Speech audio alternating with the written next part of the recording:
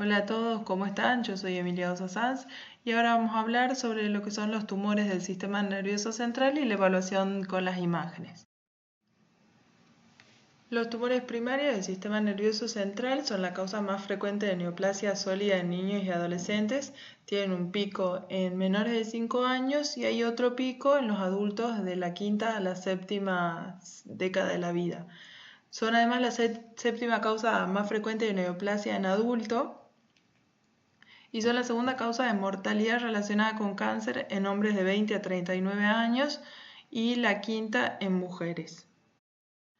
Cuando vamos a analizar una imagen es muy importante que contemos con los datos demográficos, que sepamos cuál es la clínica, si ha sido una clínica aguda o si viene de largo tiempo de evolución, si es que tenemos datos de laboratorio, también es muy importante, y todos los estudios previos con que podamos contar de imágenes también cobran mucha importancia. Lo que vamos a buscar acá es ver si realmente se trata de una neoplasia del sistema nervioso central o puede corresponder con cualquier otra etiología que esté simulando una neoplasia, como por ejemplo en un adulto joven tener en cuenta las enfermedades desmielinizantes, en los inmunodeprimidos que pueden ser infecciones oportunistas o en pacientes que tengan primarios conocidos que no sea una lesión primaria, sino que sea una lesión secundaria o metastásica que haya ido al sistema nervioso central. En cuanto al protocolo de imágenes, tenemos las secuencias convencionales que nos van a dar idea de lo que es la parte morfológica. Tenemos la secuencia de difusión, el axial T2, axial FLAIR, el axial T1 y las secuencias de susceptibilidad o el GRE o T2 estrella. Y con contraste, preferentemente lo que son las secuencias volumétricas T1 que nos van a permitir una mejor comparación, sobre todo en lo que son los estudios post-tratamiento. Y después para las técnicas avanzadas podemos tener la resonancia funcional, que esto es para detectar las áreas, por ejemplo, motora de la mano y de la pierna, o lo que es para detectar dónde está Wernicke y Broca en cada paciente, que eso lo va a ayudar al neurocirujano en la planificación del exéresis del tumor. Después las secuencias de tractografía, que vamos a ver cómo están todas las partes de los tractos de sustancia blanca y las comisuras si están infiltradas o están desplazadas.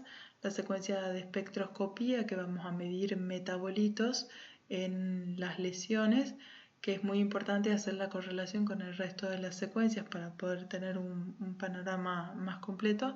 Y después las secuencias de perfusión, que a mí personalmente me gustan mucho, que pueden ser sino con contraste, y esto nos da una idea de cuál es la vascularización y la angiogénesis del tumor. En cuanto a la clasificación de los tumores, nosotros nos basamos en lo que es la clasificación de la OMS o de la WHO, como lo van a encontrar también. La última clasificación ha salido en el 2016, es lo que nosotros conocemos como el libro azul de la OMS, que lo que nos va a proporcionar es un sistema nosológico y hay una evolución en lo que es el conocimiento creciente de la patogénesis del tumor. En los últimos años se ha ido aprendiendo mucho sobre lo que es la parte molecular y genética de los tumores cerebrales y es por eso que en el 2016 se actualiza en realidad la clasificación que ya existía para incorporar todo lo que es la parte de la información genética por primera vez en la clasificación de los tumores del sistema nervioso central. Este es el libro azul que yo les decía de la OMS o de la WHO, en el cual nosotros nos vamos a basar en toda la clasificación de los tumores. Las ventajas que tiene esta clasificación es que hay una gran correlación con el comportamiento del tumor al agregarse toda la parte genética y molecular. Es útil para la atención clínica y para la investigación, es más objetiva, provee una información sobre la génesis del tumor, lo cual nos va a hablar de su grado de comportamiento. Pero las ventajas es que en algunos lugares estas técnicas no están disponibles y los cambios estos en la clasificación pueden dar lugar a confusión entre los diferentes colegas. En cuanto a la edad del paciente, va a ser un factor muy importante en el diagnóstico diferencial de los tumores. Aquí tenemos una lista de la incidencia de los tumores del sistema nervioso central de acuerdo al grupo etario. En el paciente pediátrico va a ser la segunda causa de cáncer seguido de la leucemia y el linfoma, siendo la localización más frecuente la infratentorial. Y se destacan lo que son los astrocitomas pilocíticos y los tumores embrionarios como el meduloblastoma. En los adolescentes lo más frecuente son los adenomas y en los adultos las metástasis, y dentro de lo que serían las neoplasias del sistema nervioso central tenemos primarias, el meningioma y el glioblastoma. En términos generales, en el adulto podemos decir que un tercio son metástasis, un tercio glioma y un tercio tumores no gliales. Y como gliomas nos referimos es un término que se usa no específico, indicando que el tumor puede originarse de células como los astrocitos, como los oligodendrocitos, como las células ependimarias y células de los plexos coroideos. Y de los no gliales, el meningioma va a ser el más común. Cuando empezamos a estudiar un tumor, quizás lo primero que vamos a tratar de diferenciar entonces es si es una lesión intra o extraaxial. De las lesiones extraaxiales, la enorme mayoría van a corresponder con meningiomas o schwannomas, y de las intraaxiales ya hemos dicho metástasis y astrocitoma, lo más frecuente. Y hay características que nos van a ayudar a diferenciar si esta lesión es intra o extraaxial. Toda esta lista de acá corresponden a lesiones, a cambios que podemos ver en relación a lesiones extraaxiales. Vamos a ir viéndolos. Acá tenemos un paciente con una lesión extraaxial, hizo intensa la sustancia gris, y adyacente a esta podemos ver como una banda hiperintensa que la rodea, que corresponde con la hendidura del líquido cefalorraquídeo. Este es uno de los signos de que corresponde con una lesión extraaxial. Otra cosa es que vamos a ir a buscar estas estructuras de acá con vacío de flujo que corresponden a los vasos piales que están desplazados. Después vamos a tener sustancia gris, como lo indica la flecha verde, que está interpuesta entre la sustancia blanca y la lesión. Y fíjense cómo todo lo que son, hay como un arqueamiento y una compresión de esas circunvoluciones corticales subyacentes a la lesión. Después los espacios subaracnoideos, que también van a estar como un poco más amplios, porque lo que hace la lesión es desplazar las estructuras que tiene cerca. Acá podemos ver lo que es la cisterna prepontina, que está mucho más amplia que la del lado contralateral. Otro signo de localización extraaxial es que las lesiones tengan base dural, como podemos ver acá, que la lesión se asienta sobre la dura, y también vamos a ir a buscar los cambios óseos subyacentes. En estos dos casos se correspondían con lesiones compatibles con meningiomas, bien características la señal similar a la de la corteza, y en este caso el anclaje hacia la dura. Fíjense que en el caso de la cisterna prepontina también un diagnóstico diferencial importante corresponde con el schwannoma, pero el schwannoma crece de las células de Schwann desde el interior del poro acústico y va ampliándolo al poro acústico y creciendo hacia la cisterna prepontina, a diferencia del meningioma, que tiene la base dural y cuando ingresa al poro acústico casi ni lo deforma al mismo. En esta diapositiva tenemos todos ejemplos de localizaciones extraaxiales de lesiones, donde podemos ver una lesión extraaxial calcificada en la tomografía, por eso la baja señal que tiene esta lesión en resonancia.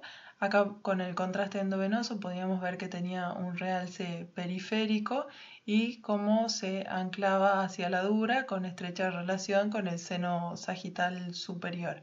Fíjense acá cómo se ve la lesión, parte de lo que es sustancia gris y sustancia blanca. Este otro paciente, también una lesión extraaxial, que tenía una señal predominantemente quística en la secuencia T2, pero que en la secuencia de difusión característicamente presentan esta restricción en difusión correspondiente con un quiste epidermoide. Y esta otra lesión que es extraaxial, pero como ocupa todo lo que es el cabum de Meckel y el seno cavernoso del lado derecho, ocupando también lo que es la parte de la cisterna prepontina. Esta estructura que ven acá corresponde a la arteria basilar, que está un poco desplazada hacia el lado contralateral, pero no está infiltrada ni invadida, y esta lesión a su vez ejerce efecto de masa sobre lo que es la estructura troncoencefálica. Por lo que podemos llegar a la conclusión que es una lesión extraaxial compatible con un meningioma. Aquí podemos ver una tomografía computada de cerebro sin contraste en un paciente adulto donde vemos múltiples lesiones que en este caso son lesiones ya intraaxiales a diferencia de la que veíamos viendo. Comprometen fosa posterior como esta grande que vemos acá, también los lóbulos temporales, acá tenemos una, acá tenemos otra lesión. Comprometían también ganglios de la base, la región frontal, fíjense cómo está también en íntima relación a la cola del hipocampo, y había otras en la convexidad parietal también. Para un mayor detalle de las lesiones se le hace una resonancia magnética con contraste y volvemos a ver los mismos hallazgos, pero con mucho más definición. Incluso podemos decir que son muchas más lesiones, pero por el detalle anatómico que nos brinda la resonancia. Y vemos las múltiples lesiones supra e infratentoriales, bihemisféricas, que tienen un realce heterogéneo tras el contraste intravenoso y tienen algo bien característico de este tipo de lesiones, es que van sobre todo a la región de la unión córtico-subcortical las lesiones y que correspondían con metástasis de un tumor primario de pulmón. En términos generales, las metástasis van a poder involucrar cualquier compartimento, ya sea supratentorial, infratentorial, también claramente lo que es la calota, ¿sí? Todo el compromiso óseo de las metástasis. Y a su vez las metástasis parenquimatosas se pueden diseminar por extensión directa, que eso es sobre todo en los cánceres de cabeza y cuello, o por vía hematógena. La forma más común, como sabemos, de las metástasis al sistema nervioso central es justamente la vía hematógena, pero también saber que hay otras rutas menos comunes como la extensión perineural y perivascular que también pueden existir. De las metástasis son la causa más común de los tumores cerebrales, como ya hemos dicho, son el 50% de los tumores. Un 15 o un 40% de los pacientes van a tener enfermedad sistémica al momento de descubrir la lesión del sistema nervioso central, y saber que muchas veces puede presentarse como lesión única y no como múltiples lesiones, que es lo que todos esperaríamos para que sea más fácil el diagnóstico. Pero la detección va a ser importante en lo que es la estadificación inicial del tumor. También tener como presente que hay ciertos tumores que tienen lo que se llama un neurotropismo. Por ejemplo, el melanoma, el coriocarcinoma, el tumor de células pequeñas y en células germinales tienen un alto neurotropismo, o sea que van a dar con frecuencia metástasis del sistema nervioso central. Hay otros que tienen un neurotropismo intermedio, como el de mama, pulmón y el del riñón, pero estadísticamente, al ser los más frecuentes el mama y pulmón, son los que más vamos a ver nosotros, y los que tienen un neurotropismo bajo son el de próstata, el de tracto gastrointestinal, ovario, tiroides y sarcoma. Aparte de la diseminación hematógena y directa, como habíamos visto, también la diseminación de los tumores puede ser por vía meningia, como podemos ver en este caso, esta lesión extraaxial. Fíjense, si prestamos atención, tiene como una banda de líquido cefalorraquídeo. En este caso ya la lesión extraaxial empieza a invadir parénquima y hace todo edema en el parénquima encefálico adyacente, por eso es como un poco difícil, pero se ve que la base es más bien dural, ¿sí? Incluso si vemos la calota craneana, tiene como un ligero adelgazamiento a donde está sentada la metástasis sobre la meninge. Acá tenemos otra lesión, también extraaxial, que empezó a hacer compromiso intraaxial. En este caso tenemos todo un realce leptomeningio de los espacios subaracnoideos interfoliares cerebelosos, como vemos acá. Y también otra cosa que nos llama la atención es cómo se ve esta estructura anatómica claramente engrosada y con mucho realce, que no se la ve así en condiciones normales, que corresponde al nervio trigémino, que está todo infiltrado. Entonces tenemos una diseminación que es meningia, ya sea por implantes durales o por diseminación leptomeningia, o también la diseminación por pares craneales a través de cualquier par craneal, en este caso los nervios trigéminos, como vemos en este ejemplo, o como vemos en este ejemplo de acá también el compromiso de los nervios trigéminos y de todo el realce paquimeningio, incluso con algunos espacios leptomeningios también engrosados. Otro concepto que tenemos que tener en claro es la diferencia de las lesiones que son multicéntricas y las multifocales. En las multifocales vamos a tener el compromiso de varios lóbulos, hay múltiples lesiones pero que no están conectadas por los tractos de sustancia blanca entre sí. A diferencia de las multicéntricas, donde toda la lesión que va a afectar varios lóbulos va a estar conectada a través de tractos de sustancia blanca. Por ejemplo, tenemos el compromiso de las cintillas ópticas bilaterales, que esta misma hiperseñal se extiende por lo que es el pedúnculo cerebral del lado derecho. Fíjense que está como bien expansivo, descendiendo hasta lo que es la protuberancia, comprometiendo pedúnculo cerebeloso medio del lado derecho y así también lo que es el cerebelo. Esto corresponde a una lesión multicéntrica, ya que el compromiso de múltiples lóbulos o regiones encefálicas, todos interconectados por tractos de sustancia blanca.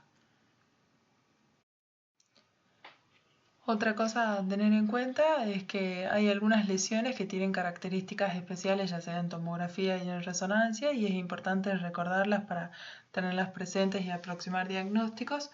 Tenemos que tener en cuenta que lesiones espontáneamente hiperintensas en T1 en la resonancia pueden contener grasa, como por ejemplo este ejemplo de acá del quiste neuroentérico, bien característica la localización extraaxial en la cisterna prevulvar, con esas áreas hiperintensas en T1 y en T2 en la línea media. También la melanina tiene señal espontáneamente hiperintensa en secuencia T1, en este ejemplo de metástasis de melanoma, estas lesiones extraaxiales que habían diseminado por vía leptomeningia. Esto es un T1 sin contraste, por lo tanto la señal es espontáneamente hiperintensa en T1 por la melanina.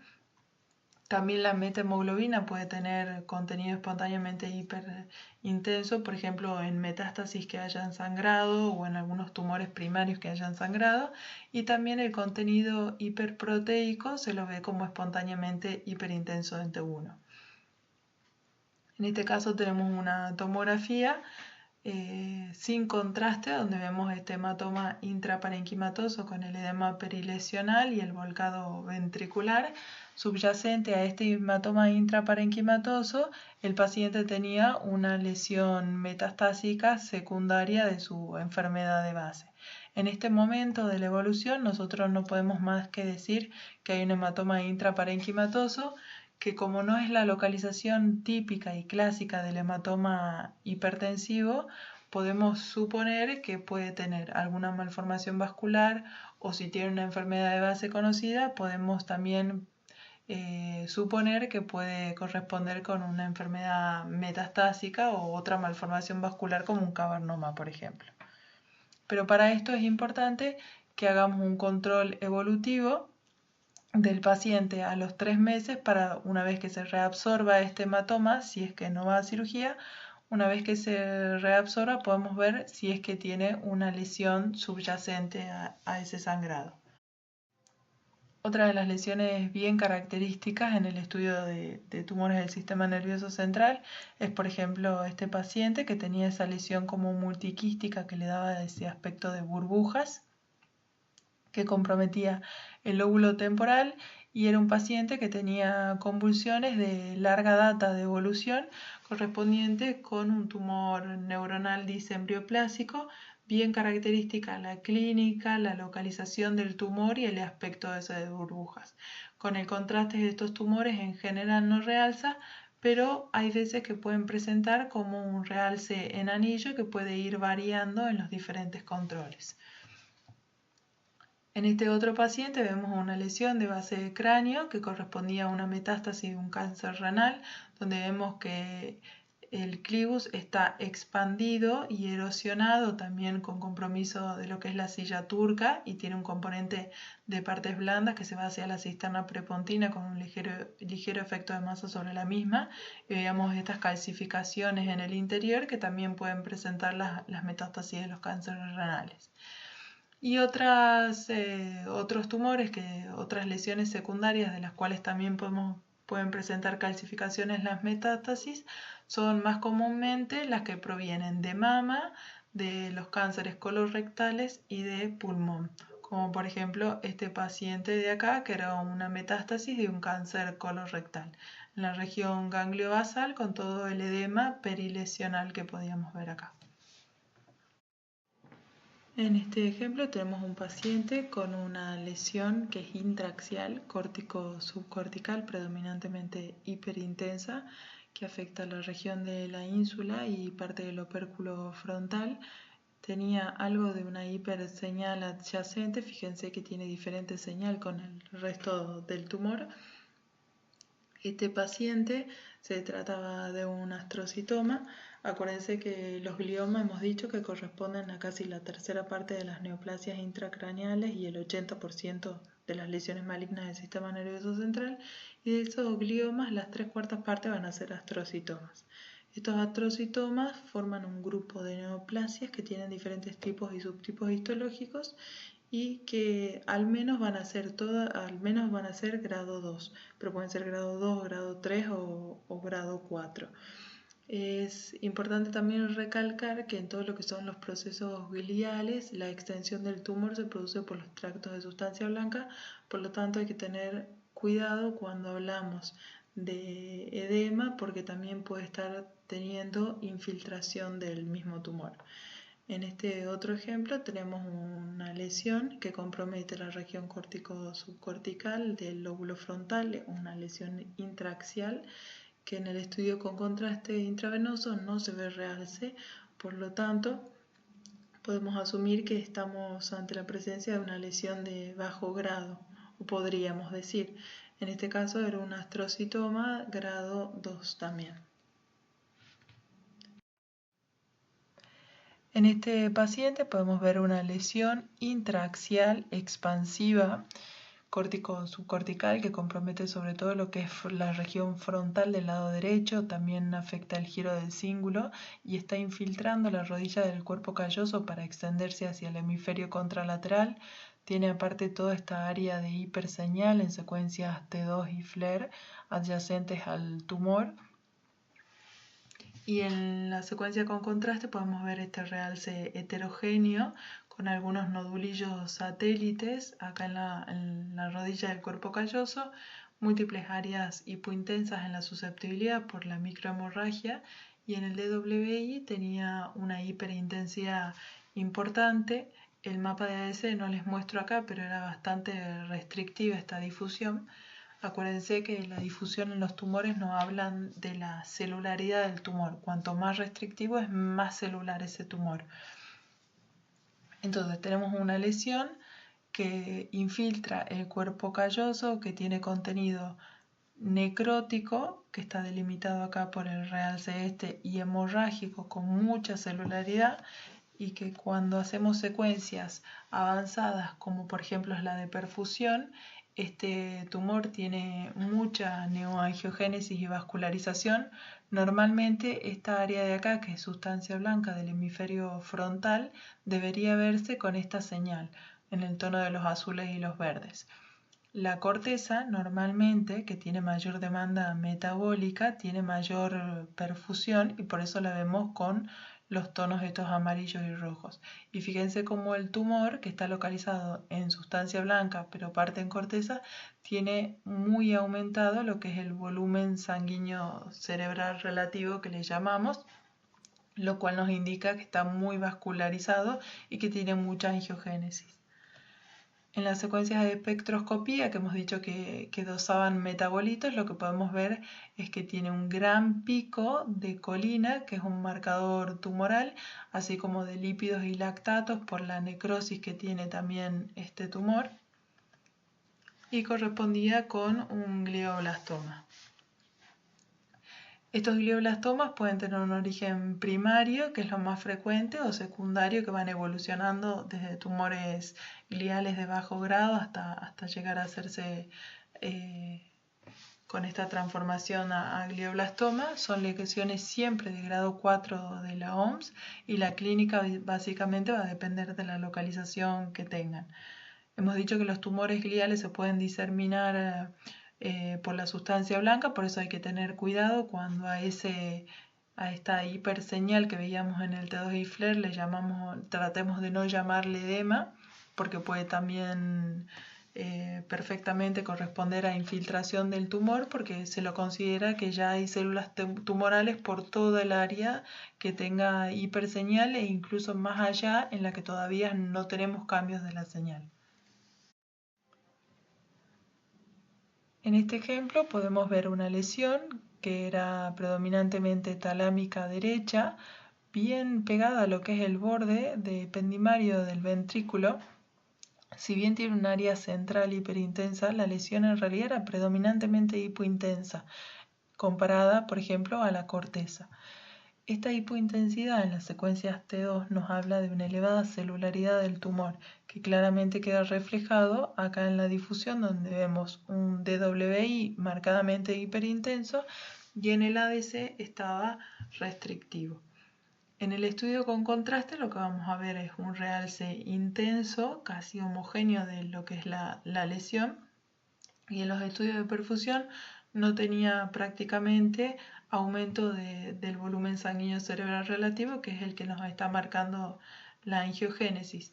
En realidad, si bien este tiene mucha celularidad y mucho realce, su neoangiogénesis es distinta al del glioblastoma, por eso casi no se ve reflejada en lo que es el estudio de perfusión. Y en la susceptibilidad no veíamos ningún foco de microhemorragia ni nada. Entonces tenemos un tumor que es muy celular, pero es a la vez muy distinto del que veíamos recién, que era un glioblastoma. Cuando le hacemos el estudio de perfusión, vemos también, de espectroscopía, vemos un pico muy elevado de colina. La colina en las condiciones normales no es el pico que predomina. Fíjense acá cómo está claramente más aumentada con respecto a todo el resto.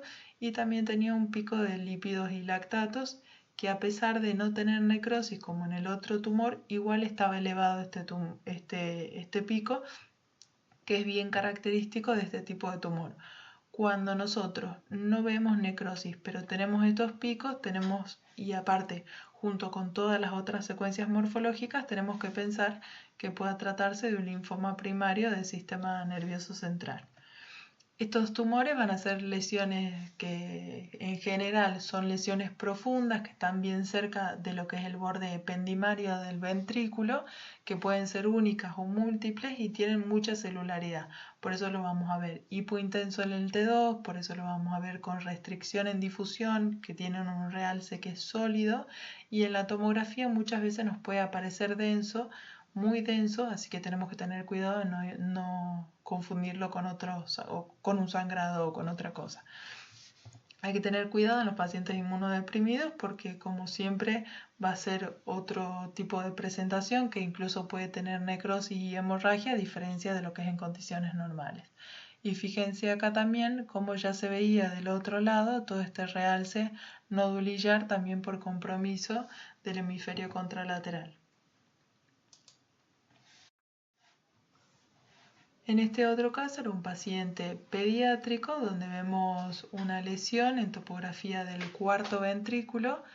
De vuelta vemos una lesión que es hipointensa con respecto a la corteza, pero al tener un paciente pediátrico en fosa posterior, una lesión que es muy celular porque la señal en el ADC es bastante baja, con la hiperintensidad en el DWI, tiene un realce bastante uniforme con algunas áreas de menor captación, pero es bastante intenso y homogéneo.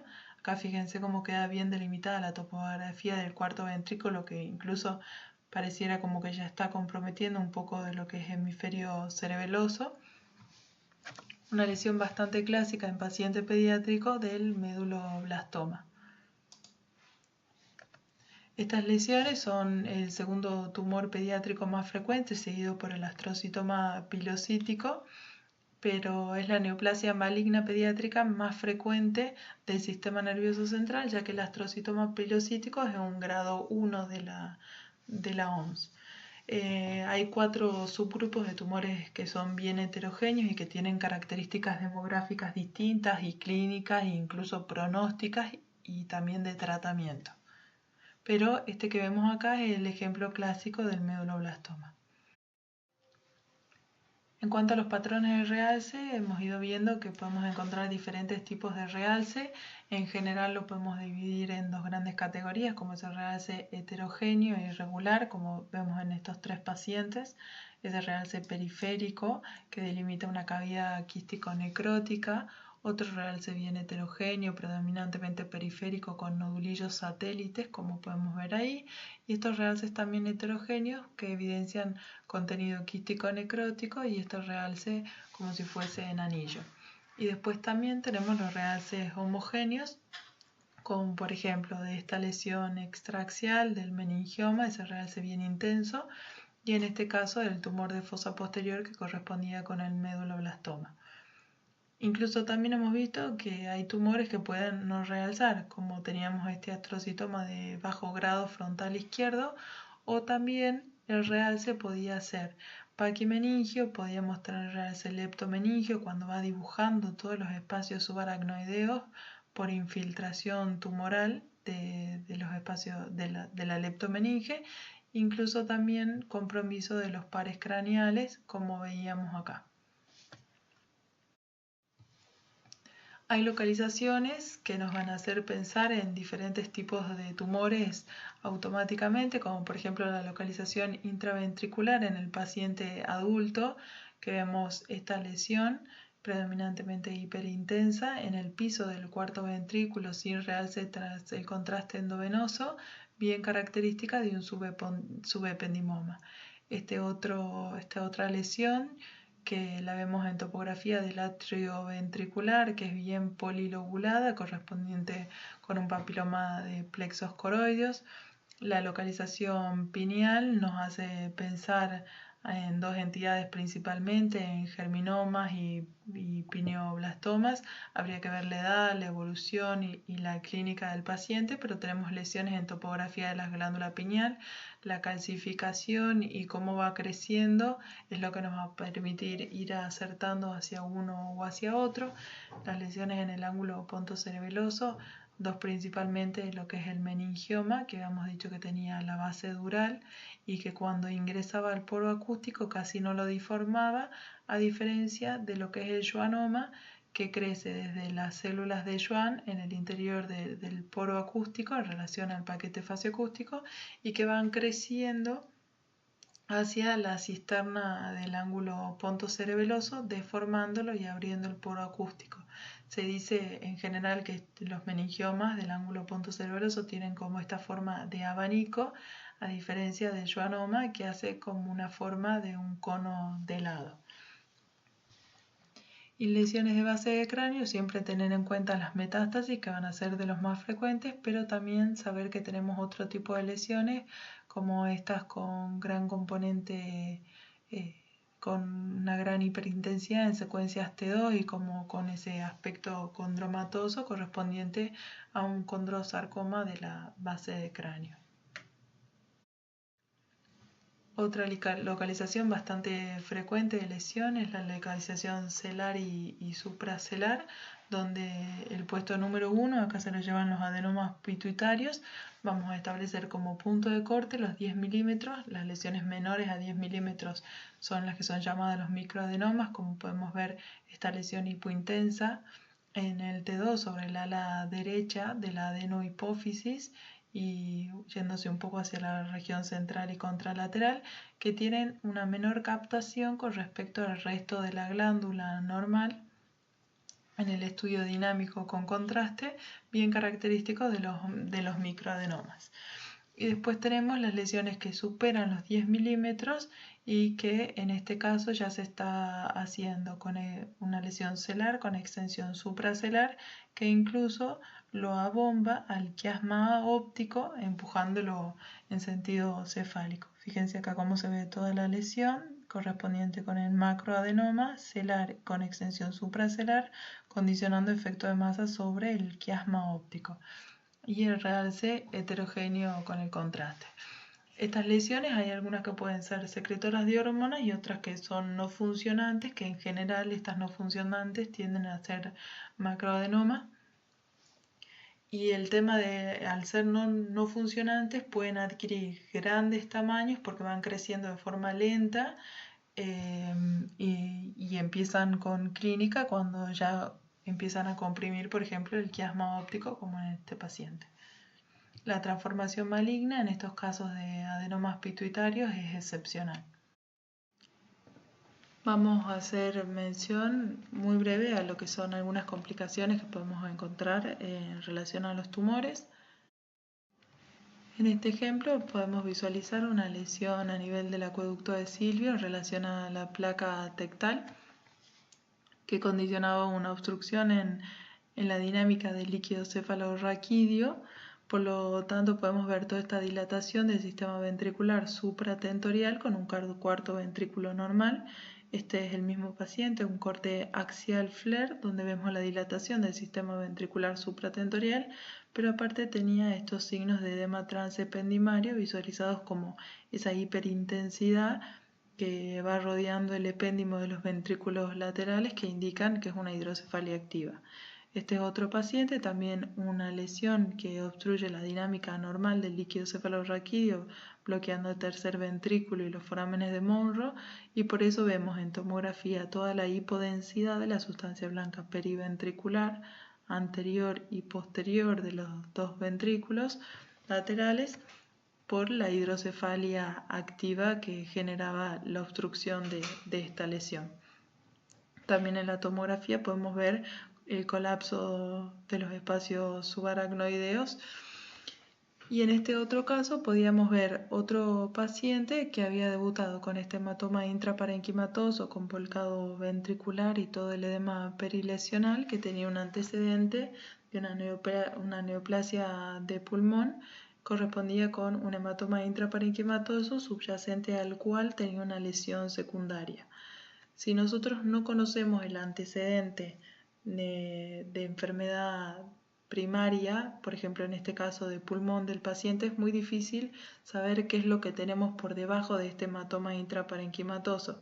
Sabemos que no es una localización típica de hematoma hipertensivo porque en general son en región ganglio-basal o cerebelosa o en tronco, pero no sabemos si es que puede haber una malformación arteriovenosa, un cavernoma o algo que haya sangrado y no que sea una lesión metastásica. Y en este otro ejemplo de acá arriba era un paciente en un postquirúrgico de un tumor cerebral, donde veíamos toda esta densidad compatible con aire que ocupaba la región frontal y que le daba como ese aspecto característico al lóbulo frontal con marcado efecto de masa sobre los mismos y como ese pico que hace ahí en la cisura interhemisférica. Históricamente este signo se lo conocía como el signo del monte Fuji por un volcán de Japón muy conocido, pero a mí la verdad que particularmente me gusta más el que está descrito o que describen en Radiopedia, como el del halcón milenario de Star Wars, que la verdad que me parece bastante acertada. Otra de las complicaciones bastante frecuentes que podemos encontrar son las herniaciones, como son lesiones que ocupan espacio y la bóveda craneana es rígida, entonces hay partes del encéfalo que van a migrar si la lesión es lo suficientemente grande como para desplazar esas estructuras.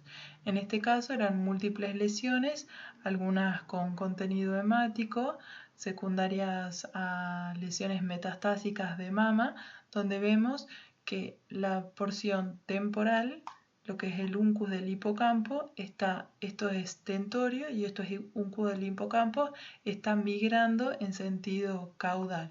O sea, tenemos una herniación uncal transtentorial. En este otro paciente, donde vemos esta lesión de fosa posterior, vemos un descenso de las amígdalas cerebelosas por debajo del foramen magno. El foramen magno trazamos una línea imaginaria entre lo que es el bastión y el opistion y vemos cómo las amígdalas cerebelosas descienden claramente más de 10 milímetros. Otro tipo de herniación es también la ascendente. En vez de ir para abajo las amígdalas cerebelosas, lo que pasa es que el cerebelo asciende por encima del tentorio. Otra lesión ocupante de espacio en topografía del cuarto ventrículo, que aparte de la herniación de las amígdalas cerebelosas, condicionaba una obstrucción en la dinámica del líquido cefalorraquídeo, por lo cual todo lo que estaba por encima estaba con una dilatación del sistema ventricular bastante importante. Vemos todo el colapso de los espacios subaracnoideos y de los surcos y toda la hipodensidad de la sustancia blanca periventricular que correspondía con el edema transependimario. Y en este otro paciente, que era un paciente con un glioblastoma, donde vemos que todo el efecto de masa y la extensión del tumor hace que el giro del cíngulo del lado derecho se esté herniando hacia el lado contralateral a través de la cisura interhemisférica. Y por supuesto todo lo que es la desviación de la línea media, el colapso del sistema ventricular, de los surcos subyacentes. Y ya por último, presentarles algunos diagnósticos diferenciales que se pueden presentar como desafíos a la hora del análisis de las imágenes. En este otro paciente podemos ver una lesión en fosa posterior, en región posterior-inferior del cerebelo derecho, hiperintensa en T2 y en FLAIR, y que cuando hacíamos contraste intravenoso presentaba un realce heterogéneo, más bien periférico. También había otra lesión que ocupaba la región vermiana anterior. Y en secuencias angiográficas veíamos esta imagen de la arteria vertebral derecha como en doble luz. Esto correspondía con una disección de la arteria vertebral que había hecho una isquemia que ya estaba en estadio subagudo en territorio de la arteria cerebelosa posterior inferior, y acá podemos ver lo que es el control de la resonancia al mes de este episodio, donde esta lesión ya se ha cavitado, se llenó de líquido cefalorraquídeo y ya no presenta realce por una evolución a la cronicidad de su lesión isquémica. Entonces, tener en cuenta que las lesiones isquémicas subagudas pueden realzar.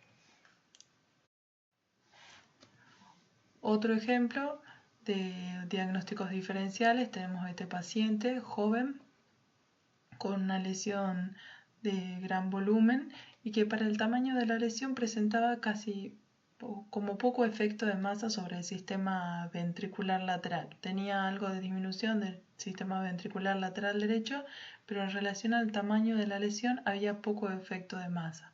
No vemos casi edema ni ningún otro signo de infiltración. Lo que sí nos llamaba la atención era este anillo en forma de C o anillo incompleto que miraba hacia la corteza, restringía en difusión, lo podemos corroborar con el mapa de ADC, y cuando le hacíamos contraste presentaba ese realce periférico concordante con lo que eran las áreas restrictivas en difusión, lesión bien característica de la lesión tumefactiva o lesión desmielinizante pseudotumoral. Saber que las lesiones desmielinizantes, sobre todo las vamos a pensar en pacientes jóvenes, que si bien muchas veces son múltiples, hay veces que se pueden presentar como una única lesión, como en este caso, con ese aspecto pseudotumoral. El anillo se abre hacia la sustancia gris porque ahí es donde hay menor alteración de la barrera hematoencefálica y el componente inflamatorio, y el realce de estas lesiones puede durar semanas. Por otro lado, en las lesiones desmielinizantes no hay neovascularización, por lo tanto estos estudios de los que hablábamos de perfusión no van a estar elevados, y lo que es importante para diferenciarlos, por ejemplo, de los procesos tumorales. Este era otro paciente que empieza con deterioro del sensorio, alucinaciones visuales. No había referido episodios febriles, pero por este deterioro de la conciencia con alucinaciones se le realizaba una resonancia de cerebro donde podíamos ver todas estas áreas restrictivas que incluso tenían como un aspecto tumefacto de la región temporal mesial y temporal polar, que también afectaba parte de lo que era la ínsula y el opérculo, así como la cola del hipocampo, como podemos ver acá, y correspondía con una encefalitis herpética. Este compromiso de la encefalitis herpética es bien característico en la corteza temporal mesial y polar, y también a veces puede afectar la región frontal inferior y también muchas veces afecta cíngulo.